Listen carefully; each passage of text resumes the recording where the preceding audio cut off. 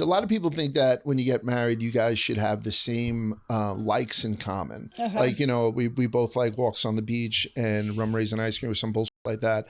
I think it's more important to hate the same things because Annie and I complain more about the same things together than we both say, oh, I saw another blue jay today. So it's your favorite bird too? My favorite bird. Like more so than that, I'm like, can you believe I'm stalled in traffic? They closed 38th, you know, all the way down to something. Oh, I fucking hate the city. So if you guys hate the same thing, that brings people together, I think, a little bit more.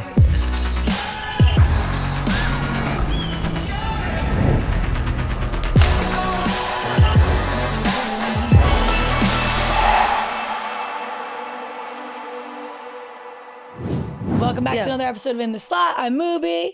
I'm Smelly. And today we're here with Large and in charge, the man. Hi. The man. Kelly and I had the pleasure to go on Large's pod together. Large is like one of those guys that you get in the office and like you have a little convo with him and you're like, that was a great convo. I love this guy. You feel like you could sit by the fire pit, have a beer with him. Yeah. I feel like you can get along with like you can get along with my dad, you can get along with my sister, you can get along with me. Like you just can get along with anybody. He's amenable, adaptable. Yeah. It was actually funny because I went on the pod and like I was actually having separation anxiety from Kelly, and then it led to Kelly coming on the pod at the same time, and we were talking about food together. And now we want to dive into your lore. Okay. Yeah. So first of all, your name's Michael. Michael McCarthy, Yeah. Which we had no I pictured clue. you as an Ed. I had met somebody this week and she'd come out. I'd never met her before. She came out with her kid. She was a friend of Annie's. And she's like, I don't feel comfortable calling you Large. I was like, okay, well, then you'll be the only one who doesn't, except for Annie. Annie sometimes, most of the time calls me Mike. So yeah, I was very young. At one point I was very young. I just graduated college and I went down the floor of the American Stock Exchange and there were so many Mikes there. And it's so like many mics. Yeah, and that was time when the exchange was busy. You know what I mean? Like we were hand signals and all that kind of stuff. 9:30 to 4, never a break, never a lunch break or anything. I always ate standing up. You know, I lost my hair, blood in my stool, big coke habit for a while and all that stuff. So it was real deal Wall Street. But there was like a big mic, fat mic, an ugly mic. Yeah. And so they called me Large Mike and I went to Large and then like that was 94. Wow, so it's and been a nickname Large for since a while. Yeah. So and your wife like calls you Large? Yeah, fully? sometimes. Like I think if she's in mixed company, she'll call me Large, but never at home. If we're like sort of, you know, just like, hey, Mike, what's for dinner tonight, Large, in front of the kids. Kids never call me Large either. Yeah. Call your dad. That's awesome. Did you have any other nicknames growing up? I was Meat in college, which is terrible. Meat. Yeah, it was stupid. Meat. And then Large. I was always Mick or Mickey growing up because there's so many Mike McCarthys, particularly in my family. Yeah. And so all the Michaels in my family at some point are Micks or Mickeys. Like my oldest son is Mick. So what are you the third Mike McCarthy? So my dad is Cornelius Thaddeus McCarthy. Whoa, I love that. I love that name. Wait, sorry, what's the middle name? Thadius. Thaddeus. You know there's a DJ with What is that, name? Creek? No, he's off. He was born on a small island off the coast of Ireland. And his mom was in a rowboat to shore before he was delivered in Cork. Wow. And my mom's from Dublin. She's Veronica McCarthy. Like nice. we have old school I love the old school names. Yeah. too. And then so they named me Michael after my dad's brother. And then my younger brother, Neil, who's like 8 years younger than me, he was a mistake. His name was supposedly named after my dad. And my dad was never mad that it wasn't full-blown Cornelius. So when Neil turned 18, my dad's birthday that year happened to be like a milestone. Like let's say he was turning 50 or something. My older brother and I, 8 and 10 years older, we got him like real gifts because we were making money for the first time. So we got him like a grill and stuff like that. And then Neil, 18, wasn't making any money, just gave him a card. And he went down to City Hall and had it officially changed from Neil to Cornelius. Totally fucking trumped us. I spent $3,000 on a grill. Like, you know what I mean? Yeah. So this Cornelius is, and they call him Con. I love that. It's not too bad. No, I think it's cute. I think it's cool. I think old names have charm to it because it's like, you know, there's kind of classic names. And it's like, my name's Cornelius. I mean, Cornelius, you don't need to be fat Cornelius, large Cornelius. No, you're just Cornelius. Cornelius. Cornball. Thank you guys for coming on, by the way. So we started, you got to try this. And like everyone has been so gracious to come on and whatnot. And then having you on and just kind of talking. And then we spoke so much about you. You were like, can I get her on the horn? I was like, that'd be awesome. And we just pulled up the third chair. It was awesome. Literally, I really so appreciate much it. fun. Yeah, it's wonderful. Where did you go to college? I went to Notre Dame from 89 to 93. I got there right after a national championship. And I'm not really Captain Irish. I mean, obviously I support him and stuff like that. But it's funny, you come here and you start at a sports media company. Chief is arguably the biggest Notre Dame guy here. He didn't go. Like, you know what I mean? Yeah. Which I I love Subway alumni. Yeah. But there are a lot of people that like won't graduate from the college and then become like big, like, yeah, whoa. It's crazy. Especially on the Subway East Coast. alumni. Never heard of that. What's that line? So it's just like you jump on the subway? Yeah. Like so a if you don't go bandwagon? there, but you like almost when you're talking about the school and you're like, oh yeah, we had a good game. I'm like, wait, didn't you go to Pace? Yeah. Like, and I'm not. Seriously, I'm not people biggest, do that. We got that's some of the what it Knicks. is. We got some Knicks Subway. Yeah, runners they right jump now. right on that shit. Yeah. So, and I went there. I got out. Was supposed to go to law school. Made a pretty good law school. Did well on my LSATs, and then I went down to work on the American, like I said, just for a couple of weeks, so I'd have it on my resume. And then I said I'm going to postpone admission to law school after the second or third day. And then after a couple of months, I was like, I'm never going to law school. I'm going to be a specialist on the floor of the American Stock Exchange. And how did you just get life. onto the American Stock Exchange? My dad was a structural steel worker. He was an iron worker. My brothers and my dad are all like thick. Cornelius. Yeah, feel that. Yeah, Is that the smoothest hand? that's so smooth. That's a cooking hand. This is unbelievable. This hand, Compared to this is an infant's hand. Like my dad's, like my brothers, they're all chewed up and callousy. So my dad's like one of those guys. If you see the picture of the dude sitting on an I-beam eating lunch, it's kind of iconic. They're hanging above like Rockefeller Center when they're building Rockefeller Center. Dad? That was my dad's union delegate who gave me my like a little scholarship. So that's what my dad would do. He walked around I-beams and back before OSHA and stuff. So it was all Irish, American Indians, and Newfoundlanders because they didn't have fear of heights. So my pop put the antenna on the top of the World Trade Center, the original World Trade Center and stuff. He's worked on all the bridges and he's built most of the skyscrapers in Lower Manhattan. Did you have any interest in doing blue collar work like that? Fan. Yeah. Like if we were going across the Brooklyn Bridge, my dad would pull into the service lane and be like, guys, get out, come see Mr. Buddy Rossi. Yeah. Like some dude I met, and like cars are whizzing by me here. And then there's just a drop into the East River on this side, you know what I mean? Yeah, the East River on this side. And I was terrified of it. Yeah. So he didn't have that. So that's why I went to college. I was like, I don't want to do that shit. And then you got to the exchange and were you like dumbfounded by how crazy it was? Or did you kind of like the buzz? I went down, I was like wearing my suit. Nobody wears suits on the exchange. You wear like floor jackets. And I was very, very intimidated because it's so efficient and so busy from the open at 9:30 till the close at 4 that at one point I was choking on a chicken cutlet hero and I didn't want to ask for help. I went into the hallway and I threw myself over a fucking banister. I almost died of pride because everything was going on. So like, it's sort of like those movies, right? The like Wall Street Wolf movies. Yeah. If you go down to the New York Stock Exchange now, it was paper. It was before electronic books. So it was an environmentalist nightmare because you're walking knee high and like, you know, whatever. But when I went down there, do you want to tell a Wall Street story or is it too early? Yeah. So I was a specialist in front of another specialist post. We'd face each other. Yeah. And once a week there was a guy, his name was Dan Dorfman. So he was the precursor to everybody who comes on CNBC or MSNBC or whatever and talks about like Kramer. You know Kramer? From Seinfeld? No, Kramer, the dude who like talks about stocks. You ever see Bill? Yes, I feel like I have like seen you him. have, and he like goes up and like pumps up stocks. Dan Dorfman, that's a good guess. So I apologize. We just come on once a week on Tuesdays at 11 o'clock and talk about one stock, some stock on either exchange. And this week he's like, I'm going to talk about Home Shopping Network. And it traded right across from me. And so the whole floor just rushed, started buying it. And the specialist clerk is like, the specialist was like, the price, we used to trade in eighths of a dollar back then instead of pennies now. Yeah. She was like 15 and an eighth a half, 250 offered at a half, take them. We'll go 5 8 7 8 500 off this head, take them. So they start marching the stock up. We're gapping it. We're going to go 16 and a quarter a half. There's only two, take them. The guy is doing it. We're going 16 and 3. Fuck you. I'm taking them. I got to make markets. So I'm watching this. All of a sudden the guy is like, we're 17 and 3 8 5 8 and he's holding his left arm. He has a heart attack, falls down. They strap him to a fucking gurney, and as they're wheeling him out of the American Stock Exchange, people are like, you bought these for me. I'm tucking them in. I call my mom. I'm like, I'm never going to law school. This is fucking awesome, right? Great. And he's trading the next day from his hospital bed. They put in a Bunko Ramo, which was like the Reuters thing back then. And it was kind of like addicting almost. It was so fucking fascinating. It's fascinating. And like, I've been very lucky in my career just by luck, because I could be a corporate lawyer who's just reading books and books and tort reform, all that kind of shit. But instead I was in the sexiest place to work in finance. And now I'm here and I'm 54 years old and I'm having a fucking time of my life. Yeah. I don't even know what I'm doing yet. You know what I mean? What's it like working here at 54 years old? When I first came in to interview, whatever it was. Yeah, to like talk. People put their vape pens down. They thought I was an undercover cop. You know, my God. I'm definitively older than a lot of people's parents here. But everyone's been like so welcoming. Yeah. Since day one. One of the guys who was a huge fan of my writing was Kevin Clancy. And Dave did too. Dave tried to hire me in 2008 when I was, I think, a director at Citigroup. Wow. And he was like, I'd like to fly you out to Boston and talk to you about working for Barstool.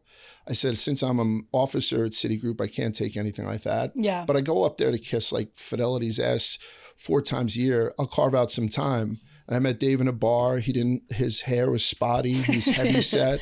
He was like basically working out of his van. And he was like, do you want to be Barstool New York? And I was like, fuck no. I don't even know what you guys do. Exactly. Yeah. And you were working the stock exchange too. I became a managing director after that, the whole deal. And then in 2018, I had a layoff. Just like everyone in Wall Street does have layoffs.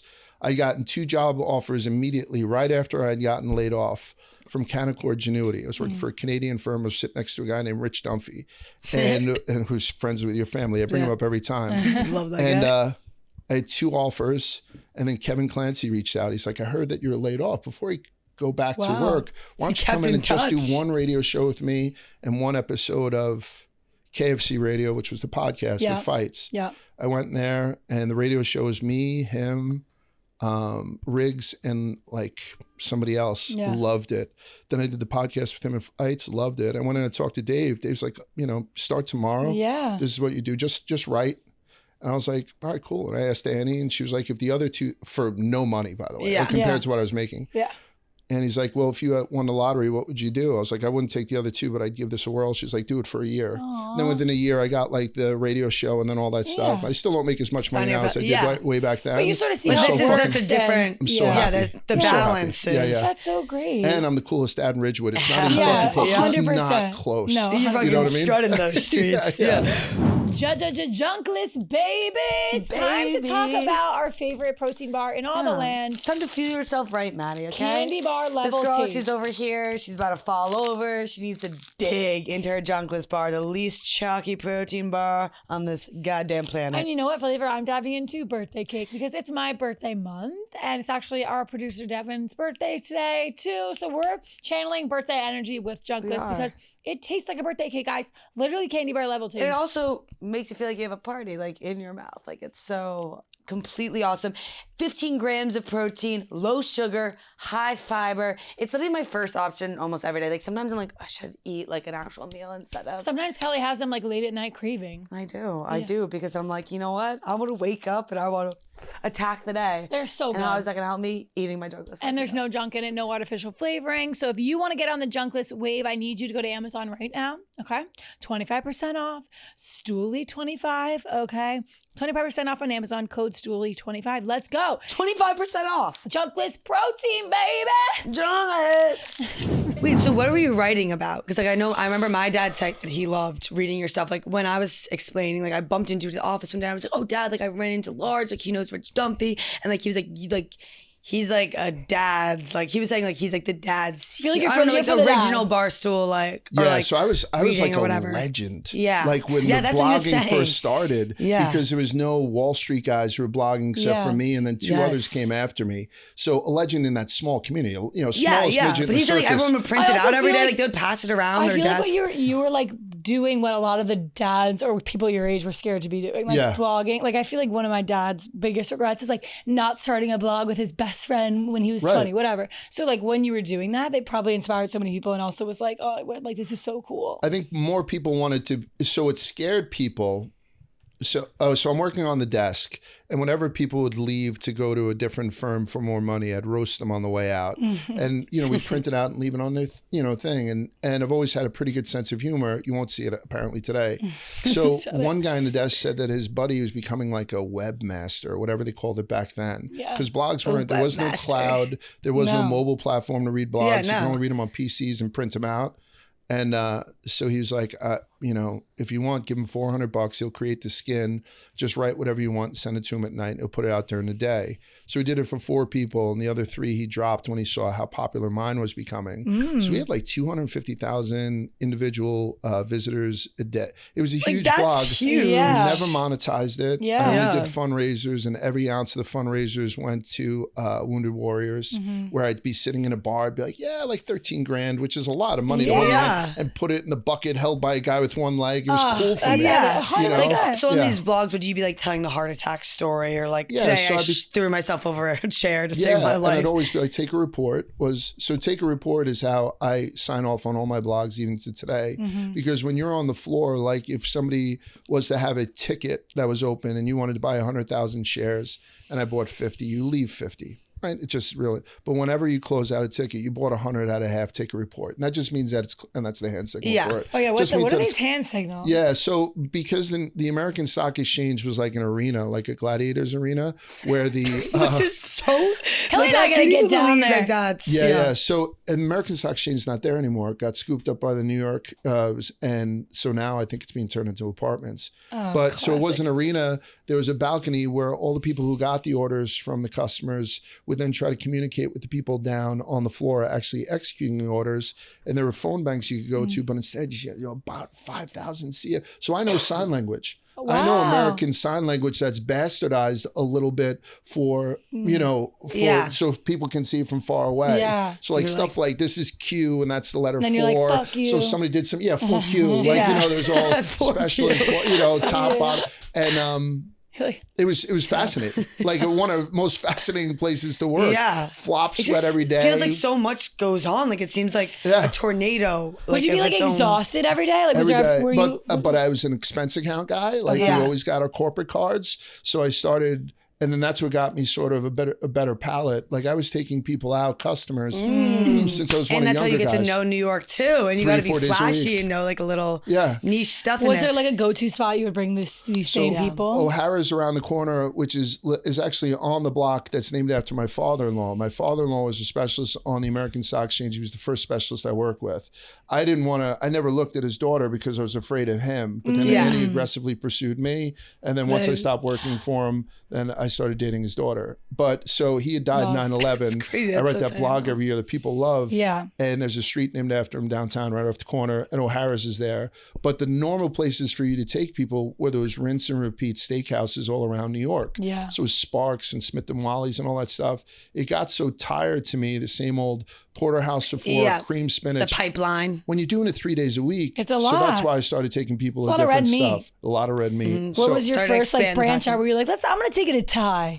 I took a guy who was this big, swarthy Israeli hedge fund guy, and I took him for a Brazilian after we got our backs waxed. So I figured Brazilian, we didn't do our bikini lines. So we did that, and he loved it. Threw me so much fucking money the next day. I'm sure. So I was like, let's do little things like that. Clean back, nothing on the mind, clean conscious. He's ready to spend. He went back. He was up in the stirrups, got like the grundle done, the whole deal. And it's you're just like, that's probably so painful. You're like, cheers, buddy. Okay, so how many people are on your desk in the exchange? Like how many people were at your... So when I worked on the floor, there was 1,500 people down there, including my wife. Yeah. And then Annie was on the New York Stock Exchange, the bigger of the two. And Annie was a broker and I was a clerk. She outranked me. Obsessed. So there's a blue line that separates the clerks from the specialist posts, and Annie could cross over it, see me, and I couldn't cross over and see her. She's a stud. Did you always how many women, was she like one of the limited women that worked there? If you look at,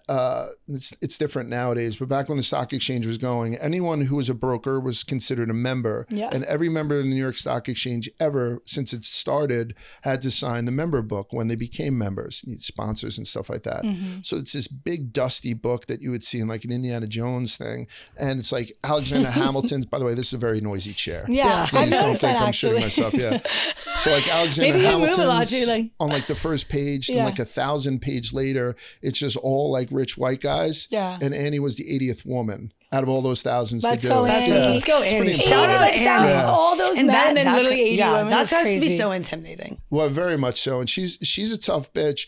It's very good that I have a daughter. Like I have 2 boys, 2 older boys. I always wanted, I grew up with brothers. Even my mom is kind of, like stocky-ish. Yeah. That's not nice. But, either way, having a little girl in the house for the first time was mind-blowing. And I'm one of those guys that spoils my kids more so. But Annie's like a really good role model for her to see. As I think you guys are too. Like I mentioned that to you too. I don't let my daughter, I used to try to control it. I can't control it now. Yeah. Digest a lot of stuff from Barstool. But obviously you guys are. I was actually going to ask, like, what would you let your daughter come into this or sons come into the social media? No. Yeah, I just wouldn't. Yeah. I just don't think like. I mean, you also see the inside of it. I have relatively thick skin, and I don't care about anything because I'm on the back nine. Yeah. I couldn't You're imagine loved. somebody. And I look at one of the more intelligent guys that I know, and it's Francis. I do respect Francis. I think he's a wonderful writer. I think he's just he's a wonderful conversationalist. I like the cut of his jib all the way around. Yeah. He takes that shit so much to heart. Yeah. So it's not like smart people can look past all the stuff that you hear on social media that's negative. Yeah. Like, I don't care. Hey, old head, tell me I don't want to live in New York. Like, I can look past it, but I don't know how a lot of people do. Some people really does. And I look at it, the consistency. Like, I remember when Glennie Balls was here, and there were just so many like fat jokes. And Glennie was one of those guys. He was penguin. Yeah. Just went off his back. He's like, I'm hanging out with porn stars. And He's like, I don't I'm give a doing fuck. what I Like, want to yeah. do and everywhere I want to go. He's Yeah. a fucking genius. And he was able to let that stuff go. I don't know if my kids would do that. And if it doesn't, I think it leaves a dent. It does. Yeah. So I'd probably keep him away from that deep shit. sky. Also, like if you're doing it, then you can be like, you guys take the other route. Good, Yeah. good. Yeah. Like, tell you a I'm little bit already, about like- the stock exchange. Yeah, literally. Bridge wants to act. Like Yeah. Bridge is Oh, like, I love in that. drama. Her name's and- Bridget? Bridget, yeah. My older sister's name is Oh, get out of Bridget. here. Yeah, Bridget Ann. How And does she spell it? Bridget.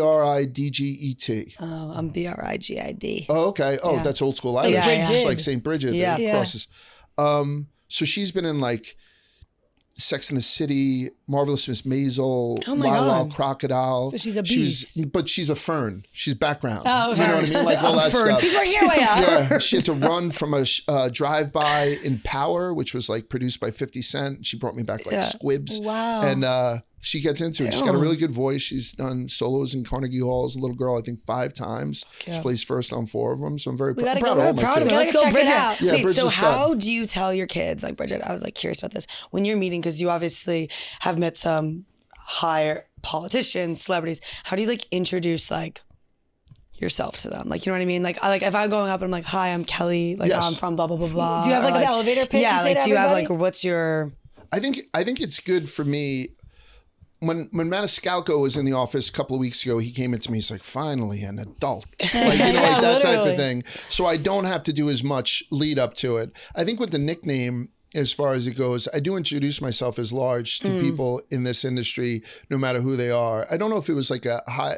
I know, like when Dave visited Trump, for example. I don't think he was like, "Hi, I'm Presidente." Yeah. Like I'd be, I'm No. Mike No, McCarthy. If you're Pres. comfortable, I'm Yeah. large, like that type of thing. Yeah. But in general, I lead with, hey, I was on Wall Street for 25 years. I'm doing this now. Love it. Not for fun, because I love the benefits and all the stuff from it. Yeah. I love getting a paycheck. So I'm not denigrating what Dave has given my family. But it's a little bit more loosey-goosey. Like, hey, this is not me. Yeah. Like, Yeah, I didn't start here because... This is like a part of me. Yeah, like I was a this huge song, like social this media randomly guy. happened. Yeah. Yeah. I feel like you are a man of many eras. Like I feel like you have a lot of lives within your do life, which is cross. cool. Yeah, like you guys have no idea. I'm not going to bring the room down, but you start to take like some sort of like inventory on your life. I've been extremely blessed. Yeah. I'm madly in love with my wife. Yeah. My kids are all... My daughter's off the pole and my kids are off like drugs. Like, Literally. like little tiny victories. Little I got wins. big ones. Yeah. My dogs are cool, very comfortable in my house. You know do what you- I mean? I wish I had my hair, but you give Yeah. up stuff. Yeah, you rock Yeah, the yeah. ball. You I got the don't lower mind it. facial I hair wish going. that- yeah, you yeah. should spread more awareness for people that are balding, like men that are balding, should just go bald. Like, what's so afraid of, like, I'd rather you be bald than have like sparse hairline, blah, blah, blah, or get a hair transplant. Seriously, be bald or have like my brother. What'd you sorry, have before? Bailey, Yeah. he needs to be Please. bald. He should be bald. That's And bad he's that you not. just said it out loud. Yeah. So she's like, you should tell That's people. happening. She's like, Terrible. you should tell people. My brother. I think that he would be like, Tell my brother. and he would rock it. Wait, I want to ask you, what do you think? Like, what's the secret to like a long-lasting, successful marriage? So a lot of people think that when you get married, you guys should have the same likes in common. Okay. Like, you know, we both like walks on the beach and rum raisin ice cream or some bullshit like that. I think it's more important to hate the same things because Annie and I complain more about the same things together than we both say, oh, I saw another blue jay today. So it's your favorite bird too? My favorite bird. Like more so than that, I'm like, can you believe I'm snarled in traffic? They closed 38th, you know, all the way down to something. So, I fucking hate the city. Yeah. So if you guys hate the same thing, that brings people together, That's I think, so a true. little bit more. And I have my best bantering when I'm hating on something. When you're hating, yeah. Because nothing worse than like hating on something and then your partner's like, yeah, but they're kind of the, and then you're like, I hate you. Now I hate you. Don't slow my roll. You think I'm a bad person. Oh, God. But I can tell, and I don't know how far you guys are into your relationships and stuff, but I've dated before Annie, obviously, and it's always been like I want to go and get the remote, but it's so far away. Or like Annie's always wants to do stuff for me. So as a result, then I always want to get the remote for her. Like I can't, like we were married 27 years. And like I got into my car today and my gas tank was filled. Like I'm like, who the fuck does that? So last night she must have been going around and said, oh, he's running low. Let me fill up the gas tank. I hate going to the you know, it's a little thing. And then it makes you want to be like, oh, I'm gonna grab a cupcake on the way home. Or I cook for her. Like, you know what I mean? Like I'll make sure like all that, like, and I have that in my bag. Yeah, I mean that's so good. That is like really, that's a rarity. I think my fear with it is like right now, like where I'm at in a relationship, like all those things are happening, the good things. But like I try not to go too far ahead in the moment, but I'm scared that like the little things are gonna stop, or like I won't want to do them as much anymore. Like it'll feel like a task, which is like just lack of experience. Like I haven't gotten there yet. I don't know. Like I'm sure there was ebbs and flows. I fucking hate her sometimes. Like there's somebody be like, say hello to Annie. I'm like, not today because we're fighting. You know what I mean? Like so it's not perfect. My Annie stretched the imagination, and you know, right after her, so her dad, her uncle, and all the guys she worked with, they all got hit by a plane on 9/11 dead. And Annie wasn't at that because she had the root canal the day before, so she wasn't able to go to breakfast that morning. And that's why she wasn't on the plane. So that's why she wasn't there. That's the only reason she's alive. So, like, after the time that we had after that, that was rough. Rough. And like, not the type of, you know, when people try to have kids, no one can have kids anymore. So you got to start to do the shots. IVF. So even in that situation, she was like, we should start thinking about having kids. And all I could think about was, what if it's going to be a problem or anything like, I don't want to pump hormones into someone who already has their head in the oven. So we started the adoption process just fucking randomly. And less than 9 months later, we bring home Mick. Like our first is adopted. So like, that's how much of a like I have this isn't being racist at all, but I have a healthy white male that I've driven further for hot wings than I did to pick up this beautiful kid, you know, the day after he was born. So, you know, I don't know. Like, like we made things work. We're pretty sensible individually. So when the other one's not sensible, we can sort of rein each other in. Which is nice. It's like just you guys are best friends. Together. You guys are like teammates. That's how I see it. I feel like in relationships, or like how I want to view it, is like I feel like you're teammates in this life, and like sometimes one person's battle might be a little harder than someone's in the moment, but like you just have each other's back. And it's you guys against the conflict, not the conflict against you. I think so. And I didn't want to do it at first. Like Annie was aggressively going after me. Wow. Again, how was that like being the long pursued? Hair and stuff what'd you like have? that. Do you have blonde flow? What'd you have up there? I had dark, and then it turned kind of salt and pepper. I have to shake it out so when I you got had out the of the shower. dark hair, I blue did. eyes. Yeah, dark Irish. Irish. 6'5". Yeah, 6'5", finance. no big deal. And but she was, you know, again, I was afraid of her dad and all that stuff, and it just didn't make sense. And I was out of a long-term relationship, and then she was like, "Okay, then I'm going to have this other guy from the floor that I know." He had asked me to a concert. I was like, "Don't do that." And then, you know, then it went to that, and then I think we dated for 10 months and flew to Paris, asked her to marry me, and then boom, that's it. Oh, that's Okay, nice. a little romance. Yeah. So what'd you do? Go on one knee? What was your Wait, how old were you? Hers. 28. Okay. And you I just think I got married when I was 30. We were engaged for that's about a more year like and the timeline. I feel like what people are actually, I don't know, today's day and age is a little bit different because there's some early birds and then there's some late bloomers. But I think that's a good, like, I feel like my parents are around the same age as you and they got married earlier than that. Right. So I like that you like waited a little. I wish I had kids like younger, so I wouldn't be. I'm not the oldest guy at school. I don't have any school anymore. Bridget's a sophomore in high school, so everyone's kind of looks like me in Ridgewood, New Jersey. You know what I mean? Yeah. Classic. But I don't know. Like, you kind of wish that you got into it a little bit sooner. But I feel like grass is always greener because like even in some ways too, like I was thinking about this because I'm like, if I had a kid right now, like my mom they got married on her 24th birthday, and then they started having kids. They had 3 under 3 at like 28. Right. And I'm like, and that's still like 3 years away, but like I feel like I'm such a child right now that like I'm just learning how to take care of myself for the first time. I wanted to ask you this question. Like, so this was my, oh my God, I'm an adult moment. I was doing some online questionnaire and my age range was 25 to 64. Oof. And I'm like, I'm in high school now. Like, always like 18 to 20. Yeah. But anyway, so like what was like, I don't know, like a big adult moment for you? I could tell you, when I was going to a movie once, I was like, why wouldn't I just put senior? I'm not a senior. Yeah. And nobody questions it. I'm like, oh no. I never get ID'd. I mean, obviously I don't get ID'd. Most of the bouncers are 24. I don't know. I can tell when it's going to rain by this knee. Like all that stuff that's like typical. Yeah. We'd just gotten married, and the same thing. I had my hair parted to the side, and my part started to get bigger. So I started parting it to this side, and then hitting it with a bodifying switch mist. Hitter. Yeah, bodifying mist. What's bodifying mist? I don't know what it means. It's supposed to add body, and it was almost bodifying. like bodifying mist. He's gonna this was before up there. like all the Rogaines and shit like that. No, now it's like bro glow. Yeah, and I was like, fuck it, and I just shaved it, and like then you also feel like a little bit old too because you kind of miss. I see pictures of me with hair. Yeah, it's pretty hot. No, I'm just kidding. But like I felt different. But you're like, oh, that's a different. Sexy. Yeah. And I'm also, and your dad may do this too. When that first time I went to the restaurant and I had to take out my phone for the flashlight. Yeah, that's hilarious. And it's so close. And like now my parents like pass back the same reading glasses back and forth. Like, can the lighting be a little bit higher than one octave above? Like, I wish off? they would. I don't. Is that your pet peeve? When I say that, it's sort of like the same as me saying, can you turn the music down? If you say it, it's cool. I guess. Like, oh, listen, I can't read. Can you just turn it up a little bit? Oh, okay, I might do it with me. It's like, Then you're so would you say low lighting is your restaurant pet peeve? Like, do you have a few restaurant pet peeves? Hard butter. I don't like when they give you the butter packs and it's right out of the freezer. What am I going to fucking do with that? And then you put your knife in it, like slants to the side and hits the glass. Well, in your house, you have one of those soft butter things? The butter bells. Yeah, those are the best. Butter bells are the best. I keep a roll of Amish butter. I keep my butter out. Yeah. I do. I just keep it and I hit a little more sea salt every now and again. Oh, is that what you have to do to keep it good? No, I just like salty butter. Yeah, I love fucking salty butter. Ever go bad on the counter? That's the whole idea. Like I cook with a lot of butter. I cook a lot, so it doesn't stay out there long enough. So I think for people who have like the same stick of butter in their fridge for 6 months, it doesn't work for it. Yeah. But for a person who goes through a log Amish butter every week and a half, it's good with me. Do you ever churn your own? Never churn. You never. See, now that's how.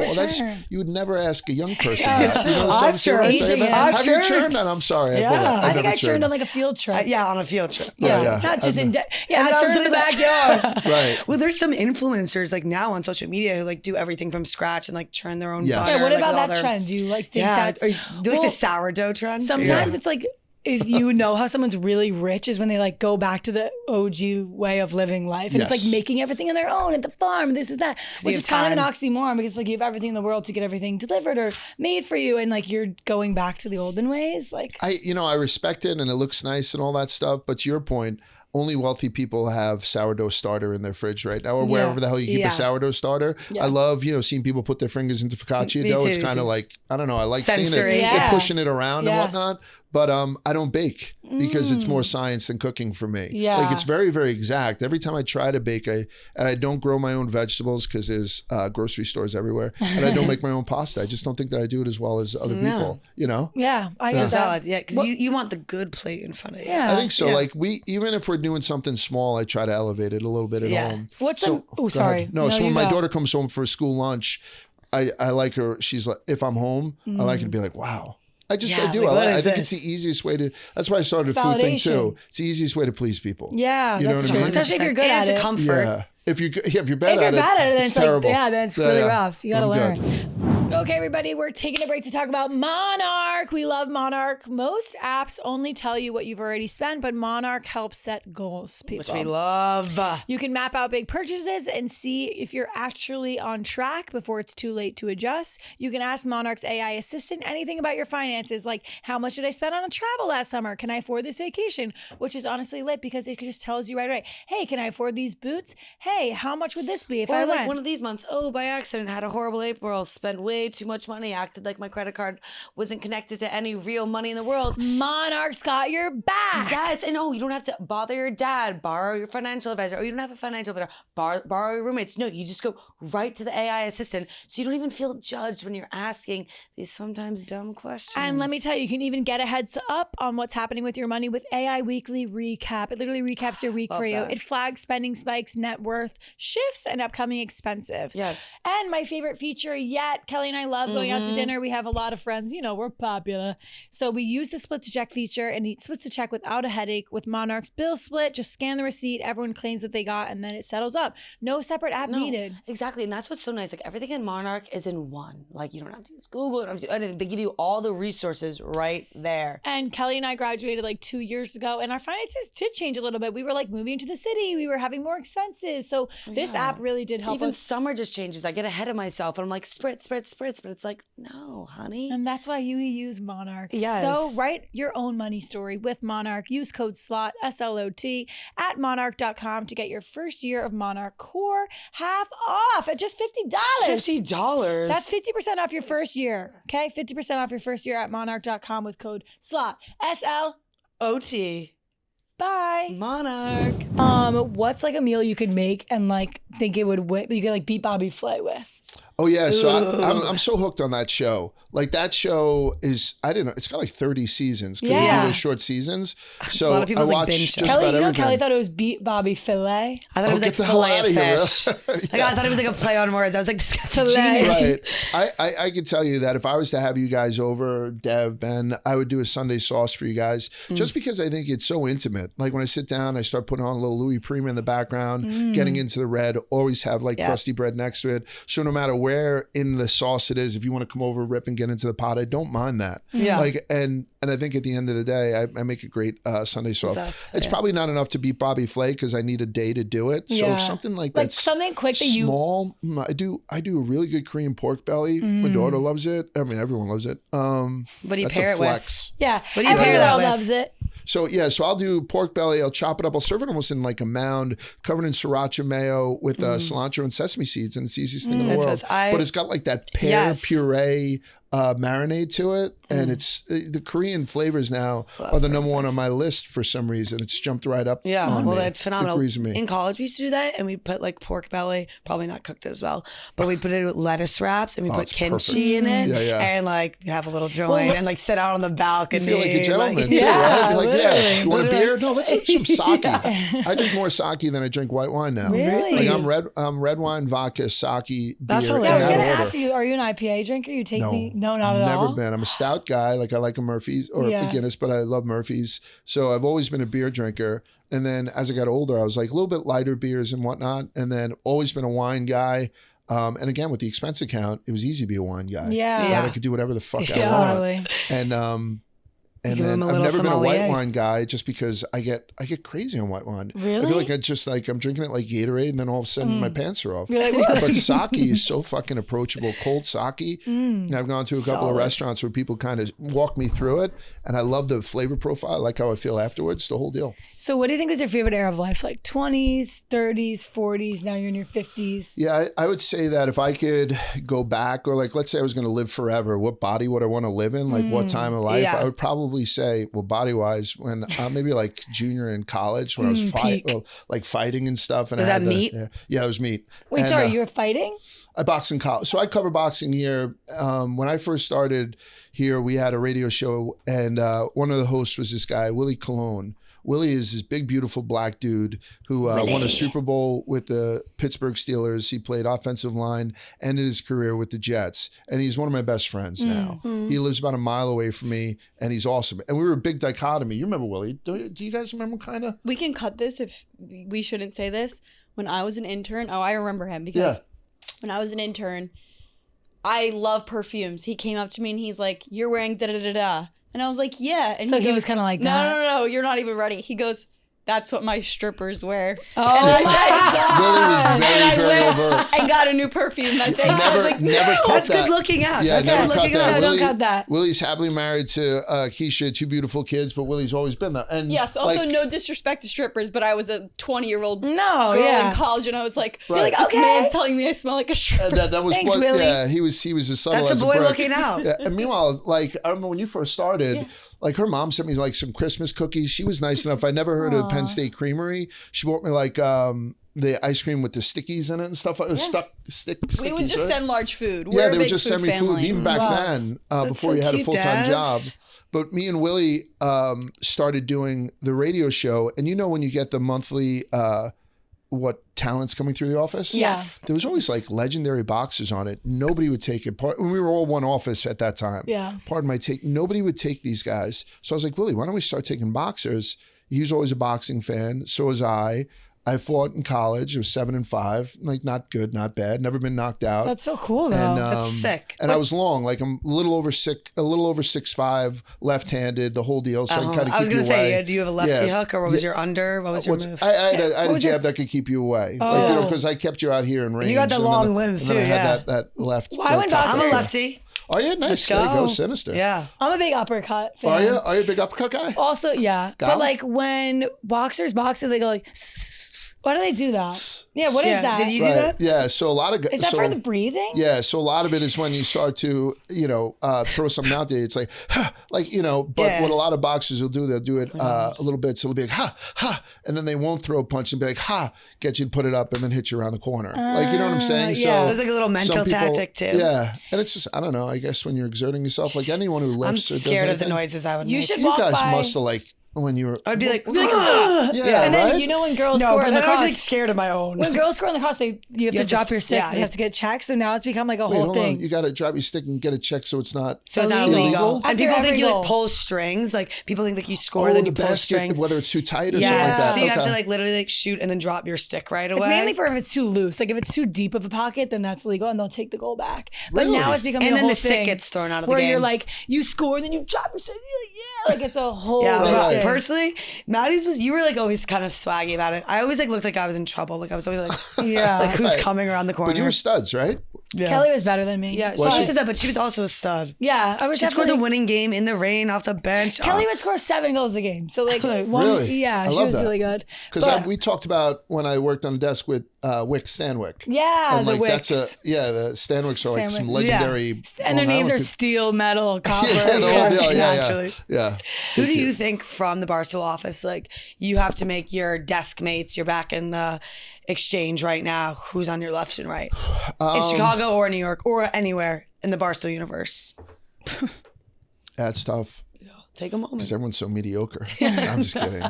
I like spending time with Clem. Clem is one of my favorite people here. He's not in the office that often because he's one of the 3 editors that we have here, and he does Not most of his Clemmer? stuff. No, not Clemmer. Clem. Do you know Clem? Oh yeah, Clem's No, a I big. think we talked about you Clem. never see him. Yeah. Like, and when he comes into the office, he'll be in a lot for the Knicks stuff. And I'm telling Oh you, yes, he came in for the next. He's kind of bigger. just bigger dude. Oh, the yes, we nicest, saw him We down in the did. kitchen, yeah. And Jake's Yeah. like, have you ever met Clem? And I think I was gonna say something, but He's the nicest human ever. His wife is beautiful. She's wonderful. He's got great kids, and I love Za. I love so Clem and Za. Clem and Za. I love Jet And Ski. you. Jet Ski Ski's is my great. guy. Yeah. I And love do you think him. they could, all these 3 could also, like, now that No. you just like them, could handle I don't the think chaos? so. I'm trying to think about who would be able to be very good in that setting. Like, I'm trying to think too, who's like fast like I that. started when Dave and I during the pandemic, they used to do Pick Central Yeah. every day. They Yes, still I do, remember obviously. So when there was no organized sports, Pick Central was canceled. So Dave's like, "Will you come in every day during the pandemic and do Stock Central with me and teach me how to trade?" So the beginning of the pandemic was That's me cool. and Dave every day, and him throwing positions around his Yeah. Robinhood account. We would tape it, and I would take stuff from it, and and he wasn't overly good at it then. Like Dave wasn't, but like now that he's bigger and he moves markets with his thing, maybe Dave. Yeah. But that's a kiss ass answer. So I'm taking that off. No, that's like good though. Because Roan. Oh, No, Roan. Roan I was stays- thinking Roan because I feel like Roan can move. Like I feel like it's someone who has to be able. Like I don't think I could because it sounds like so much moving. Like you have to be able to process and compute and process and like, I feel like so it has to be someone who can moves quick in here. Yeah, and I think Roan you can quick. also have to like justify stuff. And I think that he's, just a talented talker. Yeah. Roan might be He's a good. finesser. good. He What? could probably talk to me. Like, what do you have? Obviously, like stocks now. Like, what advice do you have for young people and like investing in People stocks? come over to me all the time, particularly when I first started here, on what they should buy, like for their own accounts and whatnot to trade. And just pick a name. Like, let's say it's Tommy Smokes. It wasn't Tommy Smokes. Or maybe it was. But anyway, these kids come over and I'd be like, well, how much debt do you have right now? Like, well, I have like $6 or $7 grand in credit card debt, and then I have that. I'm like, I don't think I'm going to give you an idea that's going to make you as much money as your debtors are making off you now. So if you're thinking about trading, and you have a lot of debt, stop thinking about trading. Get yourself to net zero and all that kind of stuff, and then you can get into it. And I was a trader by trade. That's what I did for a living, but I'm an investor now. Like I only buy stuff for longer term. Yeah, that's what Annie does all of our trading. She does it all. She does That's it so all. And awesome. That's so nice. She was always on the floor. Yeah. And I went upstairs where I started working with Rich and all these guys. So I'm like more versed in how stocks work than Annie. She only knew the execution side like of how it. to do it and like buy it. But she really enjoys like the X's and O's of trading and stuff. And she does a good job And with she still does it to this day. Yeah. And I think, because she wasn't always answering for her trading things upstairs like I was, she doesn't mind it. But otherwise, to me, it's like a doctor who retires but constantly has people coming over and saying, hey, is this infected? Yeah, you know what I mean? Like I wasn't a fan. I loved everybody around it, and looking back, it was kind of cool and whatnot. But holy shit, I took years off my fucking life. I don't need that in my regular life. Yeah, you were choking, witnessing heavily, deaths. we're heavily invested, nothing like that. But I have a really good financial analyst who knows what he is doing so much more than me. So I've never, so I was, like I said, I was a trader. I traded with big institutional monies and a prop book that was 20 million aside, or whatever that bullshit was. But I never told people what to do. I was never a financial analyst. No one was calling you like, hey, where should I put my money? And I was never an advisor. So I'm not, and You I'm were still just moving not. the pawns. So yeah. Well, that's why I got Annie. Yeah. That's why I married that bitch. That's why you married her. Yeah. Exactly. What was like in that era of your life, like the biggest finesse that you pulled? Like little scheme. Like did you have to like little scheme, like, like to get people to get the trade? Yeah. So when I was on the floor, I don't know what the IPO was, but the IPO, I was frontline clerk in it. So as we're getting our counts right. And so an IPO, the initial public offering, is the first time that this stock is going to trade publicly. So it's a huge deal. Yes. Like my when sister's job just at Anderson Accounting. They just went public. They went public. Sorry, So it's huge. Yeah. And what that first price was for Anderson when it opened up will always be the first price of Anderson for the rest of the time. This stock was introduced at $12 and 5 years later it's at $0. Or 5 years later it's at $212. So that IPO price means a lot. Yeah. And so it was up to me to create this IPO price for a stock. It wasn't Rambus. And I just couldn't get my counts right. So I cheated to where I knew that I was going to have an error on my side. So I was like, let's open it up at 33 and a quarter. Opens up at 33 and a quarter. Within 3 minutes, somebody comes in and been like, Jesus Christ, your count was off. You're long, 270,000 shares. Yeah. I'm like, no, I hear you, but it's up $1. Like, you know what I mean? Like you tend to price stuff in IPOs and they tend to jump. So then you make 270 grand off an error in 3 minutes. Like those are always things. That's so sick. And those errors can happen the other way and ruin your fucking career. But every now and again, when you get away with one like that, I don't want to have to rely on it. But I remember it now. It was 30 years ago. That's another one of those wins in that life, in that glorious life you got. Is that being too braggy? I'm just a happy guy. I think also think being grateful and I heard it sounded grateful. Recognizing that you are is like the secret of life too. Like gratitude can only take you so far in life. Yeah. What do you think of the SpaceX IPO? Yeah, so so him asking me specifically about that stock, like I'm happy for them, like anybody else is that they're IPO. But every IPO is overvalued, right? Like so. And the reason that they are is that there are insiders in the company who have stock that they are now going to assign a value to, and they want to get as much as they can. I sat on desks where I had to lie. There's a guy who came down in a, $5,000 suit who said the Queen Mum herself is put in for stock here. We would lie to people and just be like, everybody wants it, like boiler room type stuff. But it was all legal. Yeah. It wasn't like Wolf of Wall Street stuff. Yeah. So all of it's inflated. And, if you were to count up all the staplers at SpaceX and decide how much that company is worth, it's nowhere near where that company is going to IPO. So I just don't know where the bubble stops, right? So it's going to be inflated. I just don't know how inflated it is because I haven't paid attention to the multiples. So when you do ask a casual question like that, which I love, like I'm the worst person to ask because if I don't have that in front of me where I've read up on it, then I don't have an intelligent answer. And the reason I don't have it in front of me where I read up on it was going back to saying, is this infected to a doctor? I don't give a fuck about it. Yeah. I really don't. You're not daily I'm not checking buying in. it. I'm not buying. I'm not in the IPO market anymore. So you're like, that's all right. it. And you have and the I don't mean best to be unfair. I'm not putting it analysts. off. But it's the it's biggest fucking interesting. thing on Wall Street. Yeah. Yeah. And I don't give a fuck because I'm not involved. Yeah. No, I'm You know the what I same way. mean? I'm like, here's my money, do what you want with it, but yada, yada, Why did I put yada. my foot up?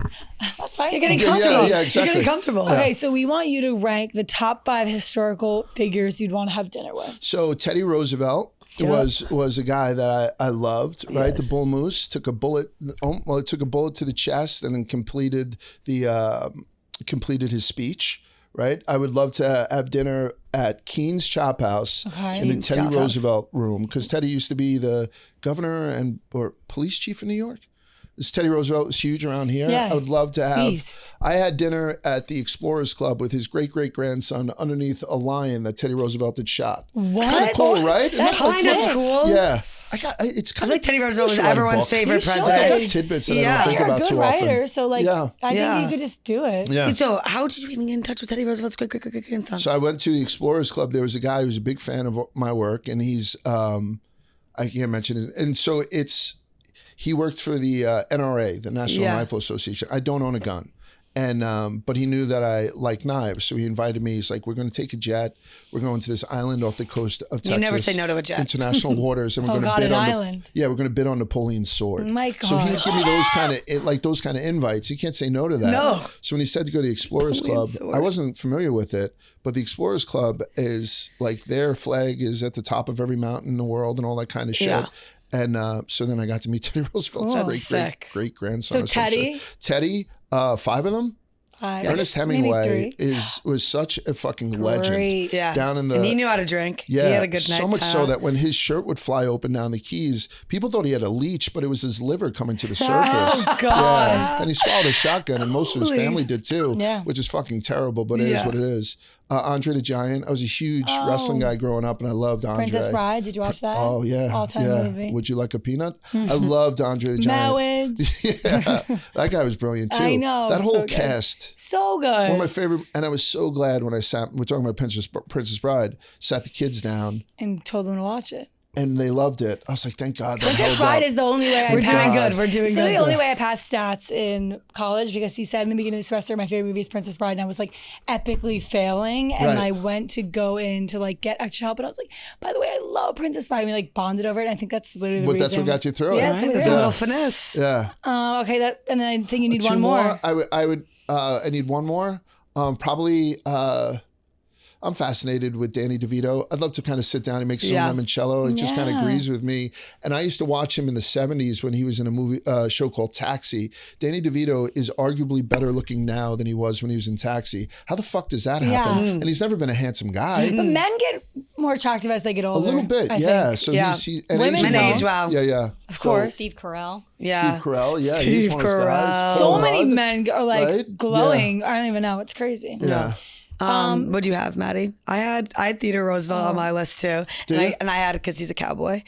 You know who I would love to sit down with, Please. like Walt Disney, and talk with him. Like I love Disney. Yeah. And talk with him like now with AI, like what world, like what could he have done Love Imagine. movies. You Yeah. know, like his mind, like he probably would have been able to portray it all. Like he did it with like nothing. Like Yeah. then I also had Princess Diana because I would love Right, the tea, right. obviously, and I'd be like, I hate her. expose. You hate her? I wrote a nasty blog. I don't hate anybody. Yeah. I wrote a nasty blog about her. No, once, give me just the tea. because- I mean, no, it's nothing to.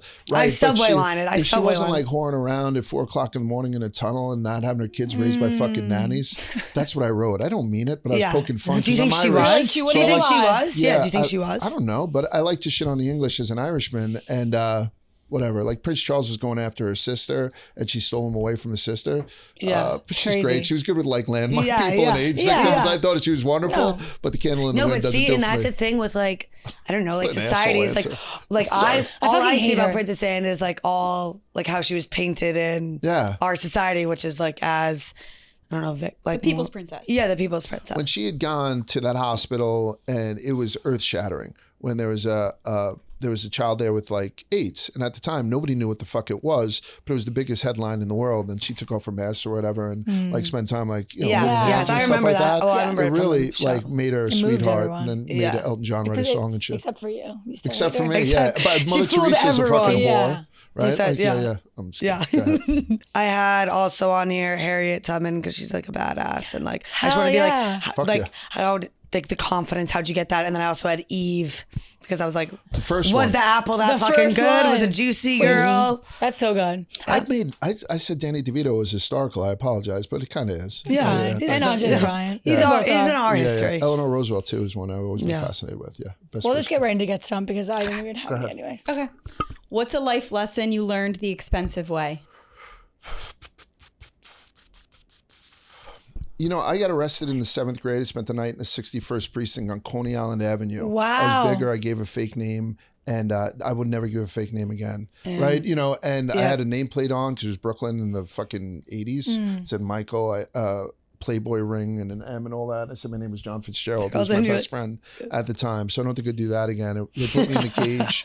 Some nice guy, sergeant, to take me out because he could tell I was young, threw up on his desk, and I put him back in the cage. Oh, perfect. So I think I since then Perfect. I've been like very, very overtly honest with cops. You Same. know, That's like good. it was one of those things. And I also, what I tell my kids too, one of the lessons I tell them, which makes my life happier, is never put anything down, always put it away. Like, you know what I'm I like saying? that. Yeah, and it keeps Yeah. my house a little bit cleaner. Yeah, that is good. Yeah, yeah. Yeah. Mine's probably just like buying too many clothes from a website that I thought was gonna fit, and then like you realize you can't return them, and then you get store credit, and Yeah. So I'm at Yeah. 23. That's mine. And I'll tell you too, I learned the hard way. It almost ruined my NASCAR trip to Mexico City. That I ate a lot of. I drank a lot of Mexican Coke with the ice, and it got me. I thought that the Montezuma's revenge thing. So we were just talking about it playfully, before the camera started rolling, hopefully, and man, that fucking almost killed me. Oh, really? Yeah, Wow. I should have The nickel. I worm in swallowed there? it. Yeah, yeah. All right, next. What's something young people stress about that disappears with age? Oh, These are Tough. stumpers. These are stumpers. Yeah, the hair. We're stumping you. Yeah. Like, I don't know, like I'm so out on girls. I don't know what's going on with high school girls. You know what I mean? But somehow my daughter lets a lot of stuff like kind of roll off her back. But I know that a lot of stuff that happens to kids in high school seems like it's the end of the world. I constantly have to talk my kids throughout different It parts of their feels life. so intense. And It I'm does. like, it Because you're so doesn't- zoomed It doesn't in. fucking matter, No. man. Like, I don't know how many friends from high school you guys still keep in touch with. Yeah, a lot. Some, a I'm lot. going to Yeah. Greece with 10 of them. But a lot of memories and a lot different. of things I do remember thinking was the end of Yeah, the but world also are- too, I It's just not had the this end of the world. conversation because like high school's so funny to look back on. Like I'm talking about like I was like talking about high school stories, like I'm sharing, and I'm like the whole like it was all so unserious. It just Yeah. feels so serious. Yeah. Like But in the all moment, the drama. Yes, of it's course. hard to get that across It's to fucking you. terrible. And I also, like, the worst thing in the world, you see how many kids are like killing themselves and stuff nowadays. Yeah. So I try to tell my kids, if you do spend the night in the 61st precinct, or if you do, you know, there's nothing you can do that we can't get by. Totally. Because so many kids get put in this situation and then they just end it. They just Yeah. use that. So I try to stress, nothing is worth it. Nothing Totally. is worth it. Is there one more? Or is that it? Okay, well, that's it for our questions. We have You 35 can do seconds. it really quickly if you do a rapid fire. Okay, Which one? rapid I'm fire. sorry, we're Go. We have 30 seconds before the SD All of a card sudden, these goes. last 3 minutes were all like, everyone's answering. She's like, don't. So She's like, there's don't been mind a the clock. countdown in front of us, and now it's Don't mind 23 seconds. Those last 3 minutes, I was Don't mind the Literally. clock. That's a 3-foot number. Yeah, Right? Like literally. even my I eyes. zoomed in for a fact. Well, Lars, thank you so much for coming on. You're course. amazing. Such a pleasure talking to you. Of course. Thank you Where so can much for everyone having me. follow you Yeah. on stuff? Also, I really like that. Put it away, don't put it down. I think that works mentally too. I think so. Yeah. And if you're listening, you better do that. Bye. Like and subscribe.